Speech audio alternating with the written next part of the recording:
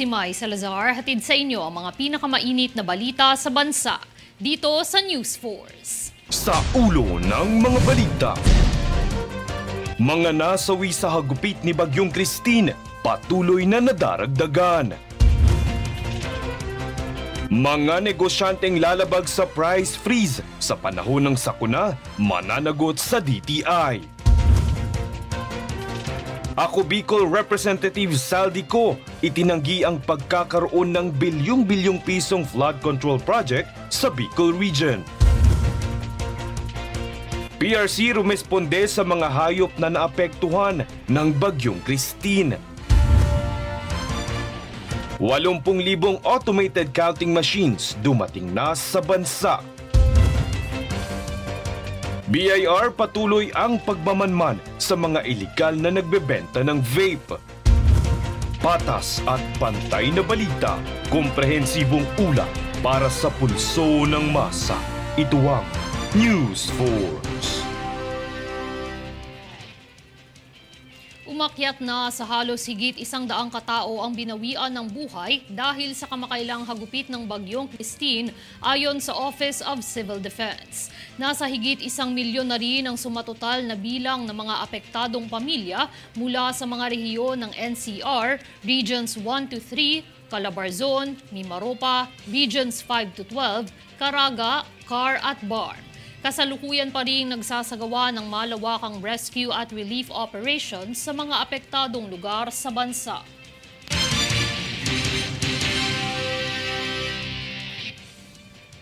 Ayon sa Defense Department, asahan ang pagpapadala ng mga air assets mula sa karatig bansa para sa relief operation matapos ang Bagyong Christine. Magmumula ang mga ito sa bansang Singapore, Malaysia, Indonesia at Brunei na ipapadala partikular sa Bicol Region na lubhang apektado ng bagyo. Kumpiyansa ang pamahalaan na mas mapapabilis nito ang paghahatid ng mga relief goods sa mga apektadong lugar.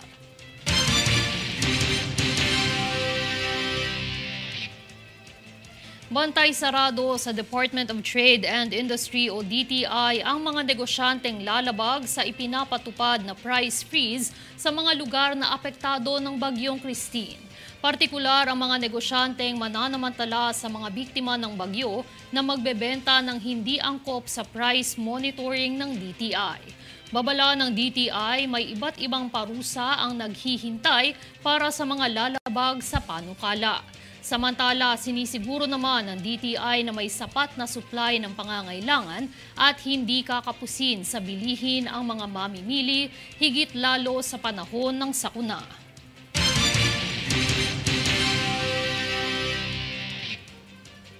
Bunsod ng pagpasok ng panibagong bagyo sa bansa ay patuloy naman ang pakikipag-ugnayan ng kagawaran ng agrikultura sa mga LGU at regional offices upang paghandaan ang posibleng epekto nito sa sektor. Tunghaya ng ulat ni Princess Castro. Tiniyak ng Department of Agriculture o DA na tuloy-tuloy ang ugnayan nito sa mga lokal na pamahalaan at Regional Disaster Risk Reduction and Management Offices alinsunod sa paghahanda para sa mga maaapektuhang magsasaka at mangingisda ng Bagyong Leon. Kabilang sa paghahanda ay ang pagpreposisyon ng mga binhi upang makaiwas sa posibleng epekto ng bagyo sa mga naturang sektor. Kasabay nito ay pinayuhan na rin ng DA ang mga magsasaka na anihin na ang kanilang mga pananim at gumamit ng post-harvest facilities, gayon din ang mga mangingisda na hanguin na ng maaga ang mga isda at ipagpaliban na muna ang pagpapalaot lalo na sa mga lugar na nakararanas ng malakas na hangin at alon dulot ng bagyo. Bukod dito ay pinalilinis na rin sa mga magsasaka ang mga daluyan ng tubig sa mga irigasyon at mga pilapil upang maiwasan ang mga pagbaha. Ayon sa DA, kabilang sa inaasahang maaapektuhan ng bagyo ay ang ilang lalawigan sa Northern Luzon. Sa kabilang banda, umabot naman sa 84 na milyong piso ang halaga ng pinsala na naidulot ng bagyong Christine sa sektor ng agrikultura sa lalawigan ng Laguna, ayon sa tala ng Laguna Office of the Provincial Agriculturist. Dahil dito, isinailalim na sa state of calamity ang 9 na bayan at lungsod sa lalawigan. Princess Castro nag-uulat para sa One Media Network.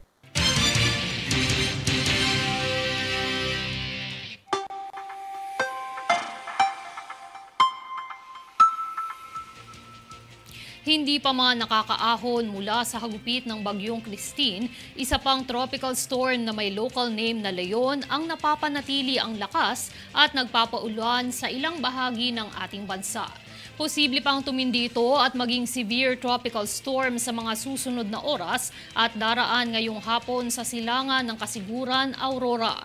Samantala, nakataas naman ang tropical cyclone wind signal number 1 sa silangang bahagi ng Cagayan, Isabela at northeastern portion ng Catanduanes.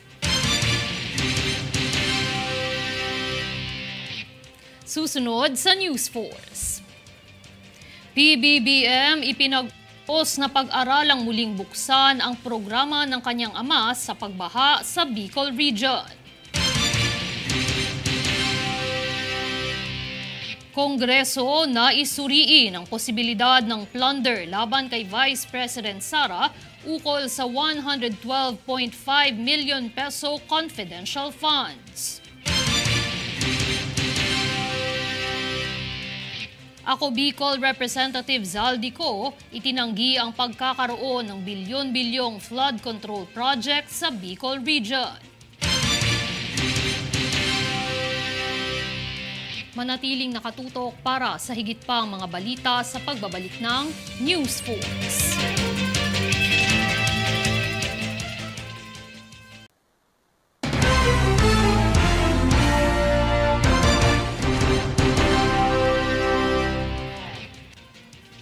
Dahil sa matinding pagbahang naranasan sa Bicol Region, ipinag-utos ni Pangulong Ferdinand Marcos Jr. na buhayin muli ang proyekto ng ama niya ukol sa pagbaha sa lugar. Para sa detalye, narito si Francis Riudique. Isa sa lubhang naapektuhan ng nagdaang bagyong Christine ay ang Bicol Region matapos malubog sa baha ang mga lugar dito. Bilang tugon ni Pangulong Ferdinand Marcos Jr., ipinag-utos niyang pag-aralang muli ang naging proyekto ng kanyang ama sa naturang rehiyon. Muling bibisitahin umano ng pamahalaan ang Bicol River Basin Development Project noong 1973. Base umano sa pagsisiyasat ng Pangulo, malaki ang maitutulong nito sa paglutas ng baha sa Bicol. Kasalukuyan na umano itong pinag-aaralan ng Department of Public Works and Highways na layong iaayon sa kondisyon ng pagbabago ng klima sa kasalukuyan. Pagigit pa ni Marcos, dapat nang mag-isip ng mga long-term solution ng mga proyekto. Paglilinaw pa niya, mayroon naman umanong mga flood control projects ang pamahalaan, ngunit hindi daw kaya ang dami ng tubig na hatid ng bagyong Christine. Wala umanong forecast tulad nito noong mga nakaraang panahon, kaya bago lamang umano ito na paniwala ng Pangulo ay dahil sa climate change. Francis Riudique, nag-uulat para sa One Media Network. Nilinaw ng kongresista sa Bicol Region na wala umanong katotohanan ng bilyon-bilyong flood control project sa rehiyon. Aniya, ang Bicol pa umano ay isa sa may maliliit na alokasyon ng budget para sa naturang proyekto. Francis Riudique para sa detalye. Naging kontrobersyal ang mga naging flood control projects ng pamahalaan matapos ang pananalasan ng bagyong Christine. Isa sa lubhang nalubog sa baha ay ang Bicol Region. Nitong kamakailan lang ay kwinestyon ng Senado ang umano'y bilyon-bilyong pisong flood control project sa rehiyon. Kaya pahayag ni Senator Joel Villanueva, saan napunta ang inilaan ng pamahalaan sa Bicol Region na mahigit 62 billion pesos na flood control projects.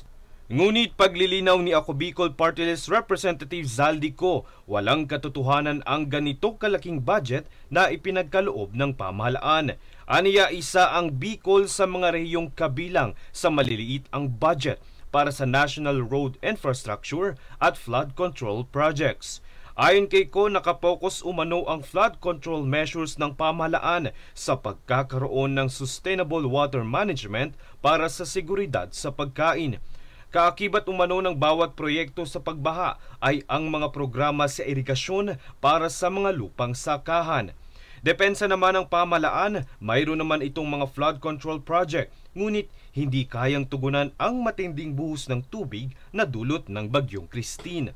Bago umano ang mga ganitong forecast sa pamahalaan, kaya naman dapat na mayroong bagong mga solusyon ding isa katuparan. Francis Riudique, nag-uulat para sa One Media Network.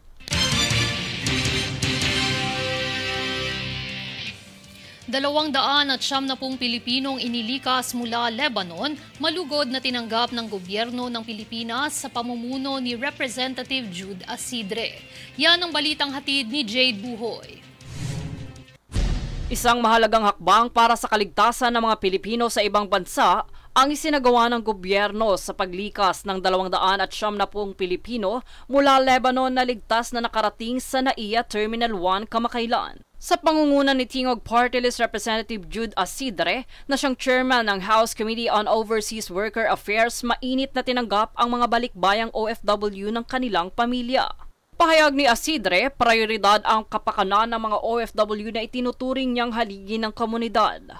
Ang inisyatibang ito ay katuwang ang Department of Migrant Workers o DMW, Department of Foreign Affairs o DFA at iba pang ahensya ng direktiba ni Pangulong Ferdinand Marcos Jr. na magsisigurado na ligtas ang pagbabalik ng mga Pilipino. Kabilang dito ang mga OFW na bumalik ay tatanggap ng tulong pinansyal na nagkakahalaga ng 75,000 pesos mula sa DMW's Action Fund, 75,000 pesos mula sa Overseas Workers Welfare Administration o OWA at 20,000 pesos mula sa Department of Social Welfare and Development o DSWD. Mayroon din mga serbisyong medikal, psikolohikal at pangkabuhayan na handog upang mapadali ang kanilang pagbangon. Samantala, patuloy ang suporta ng gobyerno sa mga Pilipinong nagnanais bumalik sa Lebanon at hanggang ngayon ay may 69 na Pilipino ang nananatili sa mga shelter habang naghihintay ng kanilang pag-uwi. Jade Buhoy, nag-uulat para sa One Media Network. Plunder case ikinukonsidera laban kay Vice President Sara Duterte sa 112.5 million peso cash advance ng confidential funds sa DepEd. Yan ang balitang hatid ni Jade Buhoy. Nagbabala ang House Committee on Good Governance and Public Accountability ng posibilidad ng pagsampa ng kasong plunder laban kay Vice Presidente Sara Duterte kung hindi nito maipapaliwanag ang paggamit sa 112.5 million peso confidential funds ng Department of Education o DepEd. Ayon naman kay Senior Deputy Speaker Aurelio Dong Gonzales Jr., 3 tseke na nagkakahalaga ng tig 37.5 million pesos ang in-cash ng DepEd Special Disbursing Officer na si Edward Fajarda. Aniya, mahalagang malaman ng publiko kung nagamit ng tama ang pondong ito na umano'y hindi natunton ang aktwal na paggamit. Ito ay base sa mga dokumento na nakalagay bilang Maintenance and Other Operating Expenses o MOOE ang confidential funds, bagay na lubhang kwinestyon ni Gonzales. Pahayag naman ni DepEd Undersecretary Annalyn Sevilla, hindi umano makitaan ng record ang DepEd Finance Office sa aktwal ng paggamit ng pondong ito. Bagaman nasunod ang proseso sa pag-disburse ng confidential funds, walang kakayahan ang DepEd Finance Office na suriin ang naging paggamit ng pondo. Bunso nito, nais ng komite na muling ipatawag si Fajarda upang magbigay linaw sa pamamahala ng pondong ito. Jade Buhoy, nag-uulat para sa One Media Network. Nag-ugnay ang PAGCOR, DepEd at DPWH para sa layuning magpatayo ng mga infrastruktura para sa sektor ng edukasyon at kalusugan. Ang detalye tunghayan sa ulat ni Princess Castro. Magtatayo ng mga bagong flagship projects sa Philippine Amusement and Gaming Corporation o PAGCOR sa pakikipagtulungan ng Department of Education o DepEd at Department of Public Works and Highways o DPWH. Ang anunsyo ay pinangunahan ni PAGCOR Chairman at CEO Alejandro Tenco kung saan idinetalya nito ang mga bagong proyekto kasabay ng paglagda ng mga partner agency sa Joint Memorandum Circular. Sa ilalim ng Memorandum Circular na ito, isasagawa ng DPWH ang pagtatayo ng mga infrastruktura sa sektor ng kalusugan at edukasyon, habang ang DepEd naman ang mangangasiwa sa mga paaralan at e-learning centers, kabilang ang pagbibigay ng mga guro at iba pang tauhan. Sa proyektong ito ay layong makapagtayo ng mga paaralan na hindi bababa sa 1,200 silid-aralan sa susunod na 4 na taon. Dahil dito sinabi ni DepEd Secretary Sunny Angara na malaking tulong ito sa sektor ng edukasyon sapagkat sa kasalukuyan nasa 165,000 silid-aralan ang kulang na mga pasilidad. Bukod sa mga paaralan ay magtatayo rin ng 200 e-learning centers sa mga lugar na may mataas na konsentrasyon ng mga institusyong pang-edukasyon. Ang bawat e-learning center ay magkakaroon ng 48 istasyon ng computer na may internet connection upang linangin ang mga mag-aaral sa paggamit ng computer. Sa sektor ng kalusugan naman, magtatayo ang PAGCOR ng hindi bababa sa 100 health and wellness centers sa buong bansa sa susunod na 4 na taon. At ang pinakahuling infrastrukturang balak itayo ay ang 50 socio-civic centers na maaaring gamitin bilang evacuation facility sa panahon ng kalamidad. Gayon din ang paggamit ng mga LGU bilang kanilang lugar ng seminar at pagsasanay, pati na rin ng mga social at community gatherings upang makapaghatid ng kita para sa mga benepisyaryo na LGUs. Princess Castro nag-uulat para sa One Media Network.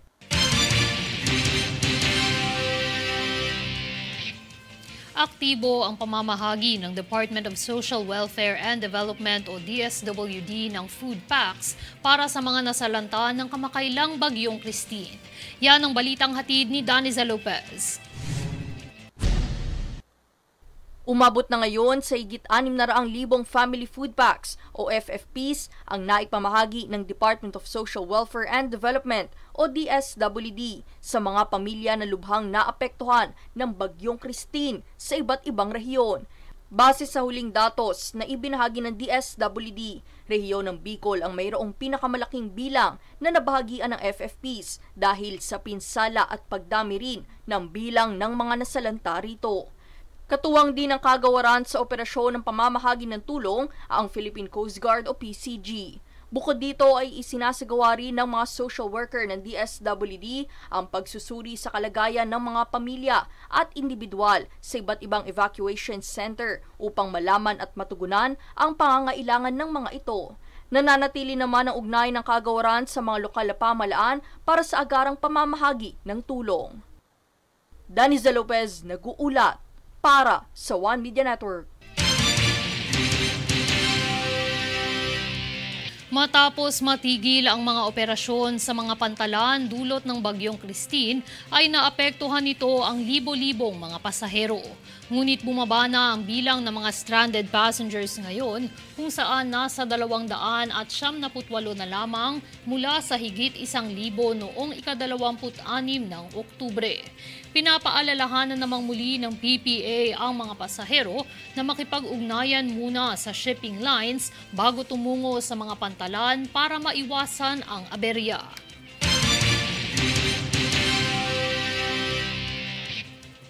Tila to the rescue rin ang Philippine Red Cross o PRC sa mga hayop na lubhang naapektuhan din ng Bagyong Christine. Makikita sa video na mayroong dalang sako ng pet food ang rescuer ng PRC at inakyat ang bubong ng isang bahay kung saan naroon ang mga aso. Binigyan nito ng pagkain at inumin ng 3 aso kung saan lubos naman itong ikinagalak ng mga hayop at yumapos sa rescuer. Sa gitna ng kalamidad ay tiniyak ng organisasyon na hindi lamang sa tao ito handang tumulong, kundi pati na rin sa mga hayop sa lansangan o nawala sa mga amo.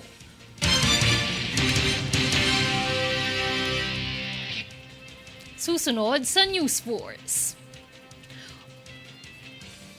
Oplan Biyaheng Ayos Undas 2024 umarangkada na.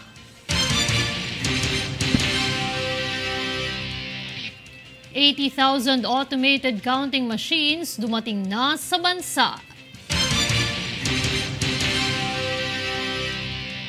MMDA nagsagawa ng clearing operation sa ilang creek sa Metro Manila. Manatiling nakatutok para sa higit pang mga balita sa pagbabalik ng News Force.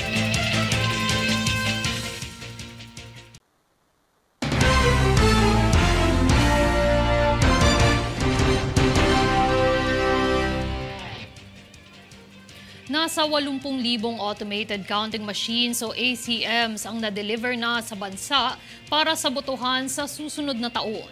Nasa 30,000 na lamang ang inaantay ng Commission on Elections o COMELEC na maihatid sa bansa upang makumpleto ang kabuuang 110,000 ACMs. Dagdag pa rito, inaasahang makapag-imprenta ng 1.2 milyong test ballots sa loob ng 3 araw.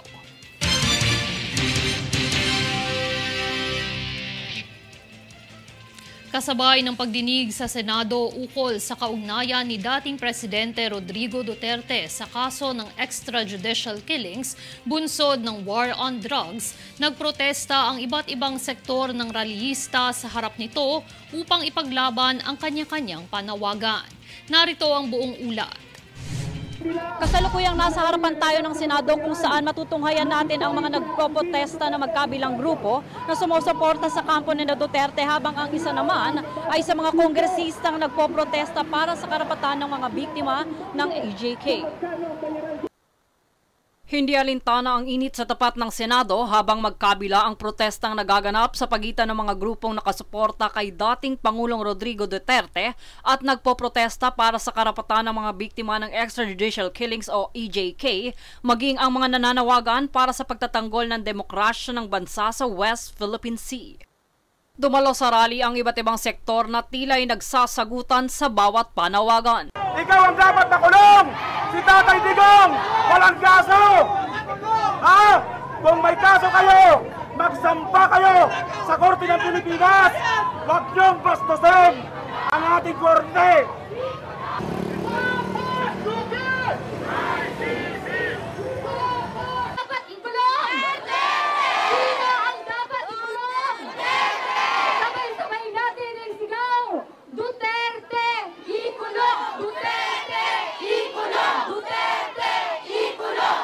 Sa panayam naman kay Bayan Chairperson Teddy Casino, ipinahayag niya ang kanilang hangaring masiyasat ang pagkakaugnay hindi lamang ni Duterte, kundi maging sina Senador Bato de la Rosa at Senador Bongo sa mga kaso ng EJK.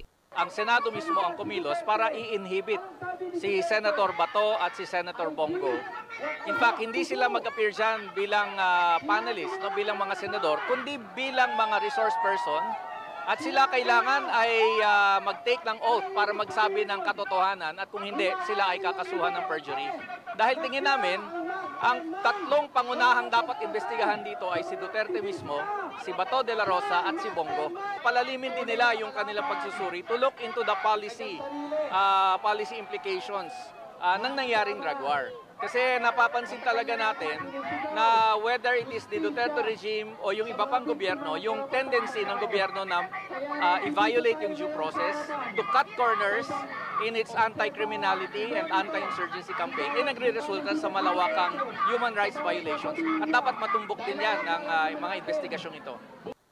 Ngunit buwelta naman ng mga grupong sumusuporta kay Duterte, hindi sila bayad upang ipagtanggol ito.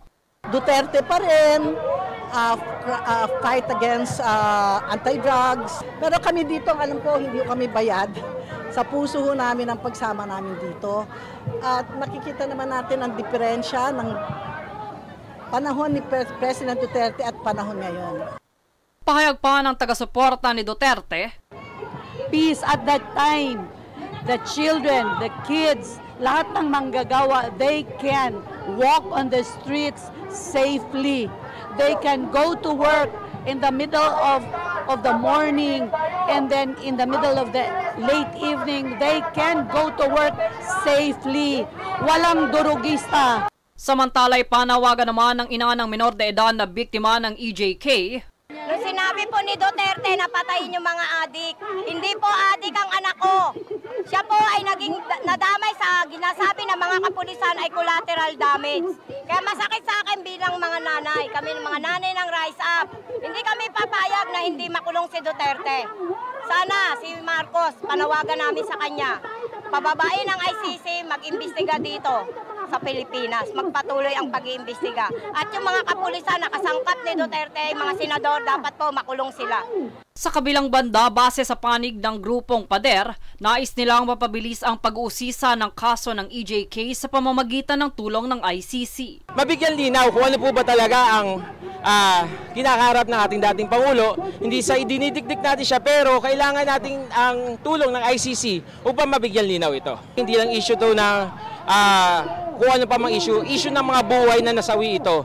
Issue ng mga extrajudicial killings ang sangkot dito. Hindi lamang mga ordinaryong bagay. Ito ay buhay ng tao. Kung may pananagutan siya, panagutan niya. Kung wala, malinis dapat ang konsensya niya at dapat niya itong sagutin. Jade Buhoy, nag-uulat para sa One Media Network.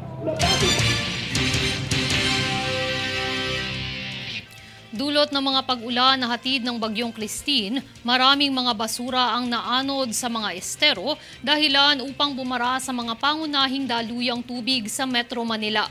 Kaya naman patuloy ang pagsasagawa ng mga kawani ng MMDA ng clearing operation sa mga creek sa Kalakhang, Maynila, gaya ng Talayan Creek sa Quezon City, Maysilo sa Mandaluyong City at Zapote Junction sa Las Piñas City.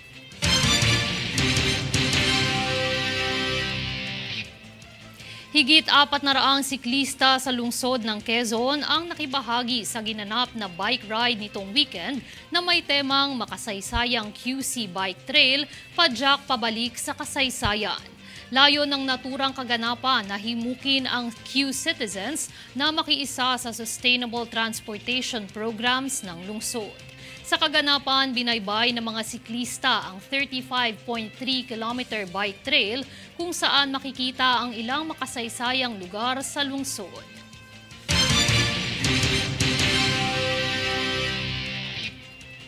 Patuloy na naghahabol ang BIR sa mga iligal na nagbebenta ng vape sa Luzon, Visayas at Mindanao upang masugpo ang pagkalat ng mga produktong walang tamang revenue stamp. Ikinasa ng BIR ang sunod-sunod na raid upang kumpiskahin ang mga iligal na vape at maparusahan ang mga lumalabag. Hinihikayat ng ahensya ang publiko na i-report ang mga hindi rehistradong vape sellers sa commissioner@bir.gov.ph upang sama-samang labanan ang illicit vape industry.